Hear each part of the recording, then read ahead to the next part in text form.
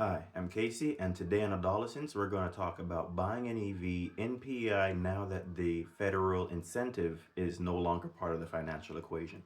The incentive or lack thereof does have a large impact on somebody's purchasing decision if they're actually thinking about getting an EV. So now we're going to take a deeper dive into the math of what happens now that it's no longer there.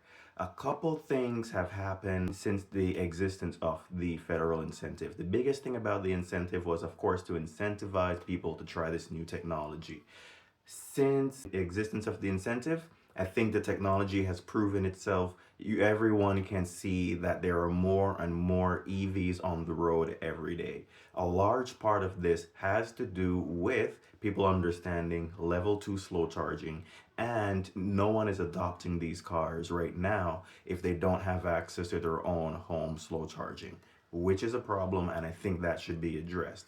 In the meantime, while apartments and multi-residential unit build, what the owners of these properties may not be realizing is that given that these residents have had access to this money, this incentive for charging, well, if there's chargers at the apartments and condos, the residents will spend that incentive right there. So that's the first reason that they should just put the plugs in. Apartments and multi-residential unit buildings are not picking up the slack, which is where they should be doing it, where people sleep.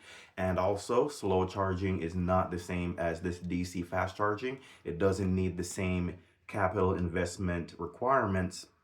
And by slow charging, you're also not going to be putting as much stress on the grid as people think.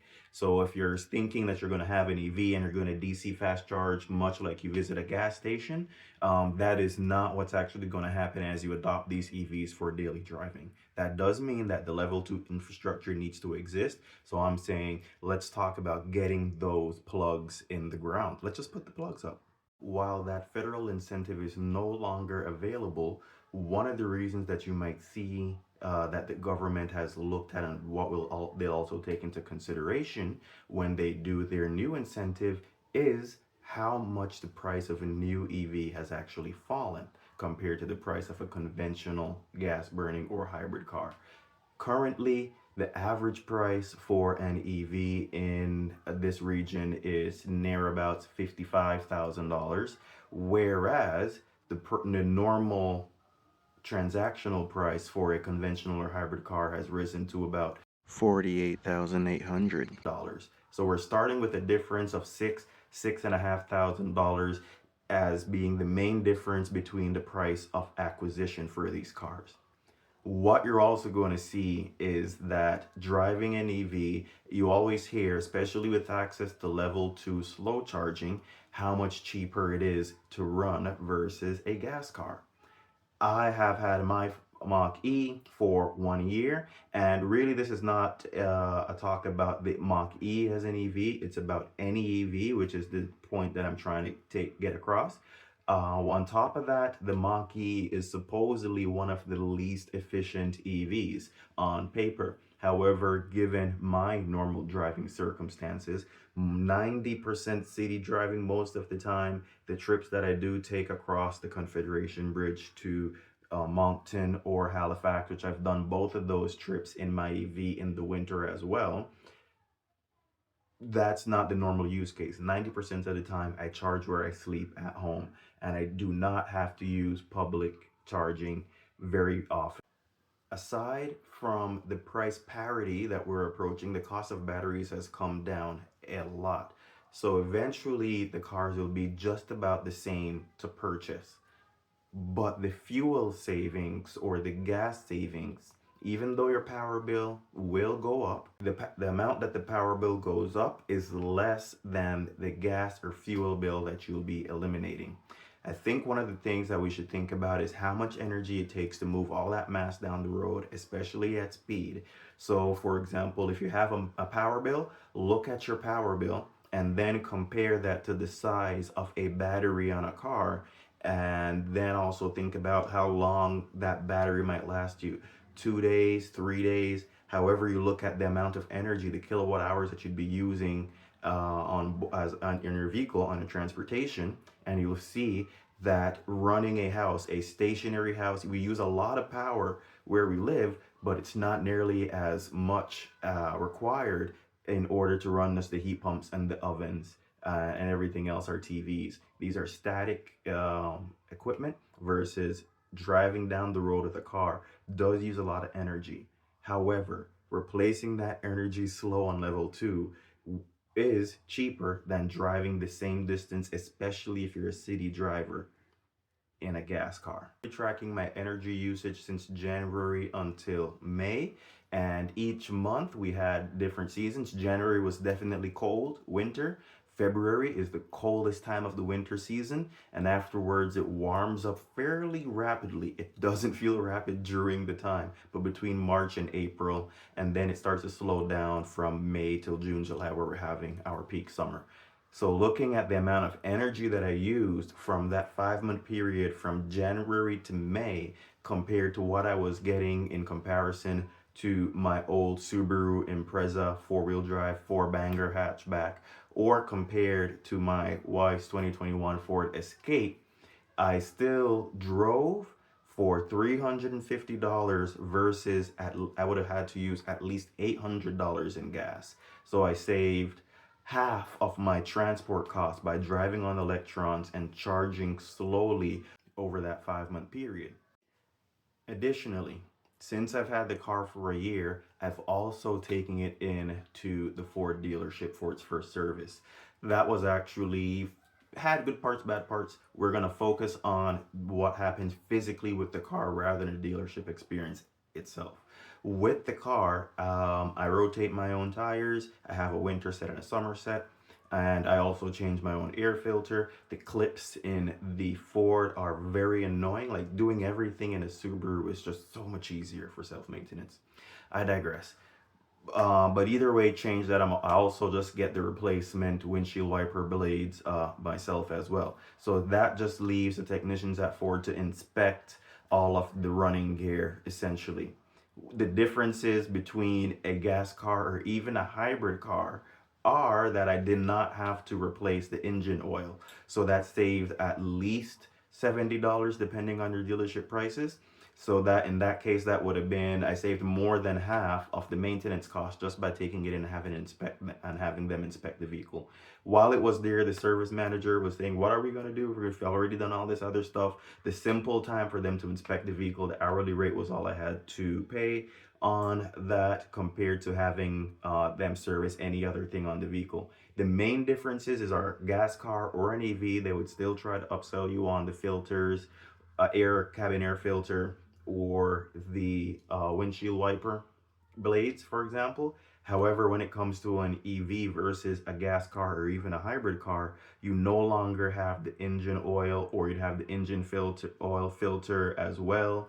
That would be the main thing that would do. They would still do all the other inspections of the suspension and running gear per se, but at this point, you're not thinking of any of the engine oil replacements, and at future service intervals, you're not thinking of the transmission or differential oil replacements.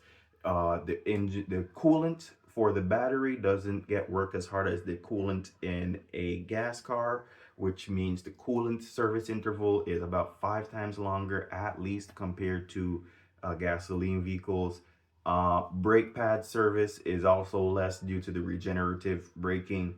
I did not have to worry about the rust or anything, corrosion on the surface of the brake pads, because the car that I have does have blended braking, which means that it activates the brake pads, especially at those slow speeds. So it always scrubs off the surface corrosion, but it's doing that at a slower speed. So the brake pad service is way less.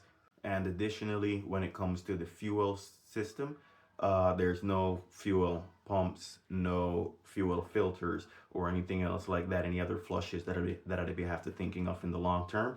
And of course, last but not least, the engine air filter. That's one more service item that doesn't have to be replaced. And also the associated sensors that are all there before the catalytic converters and mass airflow sensors, etc. So it's a simplified drive system, which ultimately saves a lot of maintenance cost that they'll also not recoup. And I'm talking about the manufacturers, which is why they won't recoup this for price parity. So one of the things we're looking for price parity is also with this simplification of the driveline system.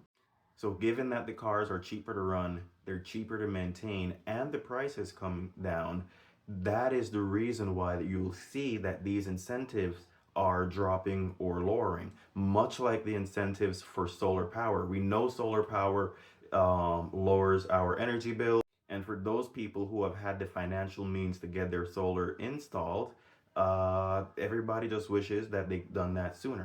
Green technologies like solar have proven themselves, and that's why we've seen the government incentives lower for that type of technology. The same thing is actually happening with EVs. The technologies have proven themselves. The cars can do what 90% of people need them to do on a daily basis. All we have to do is install plugs. Hashtag AmplyEVolve. Shameless plug, where we talk about getting plugs into the ground, all right, especially at workplaces or multi-residential unit buildings.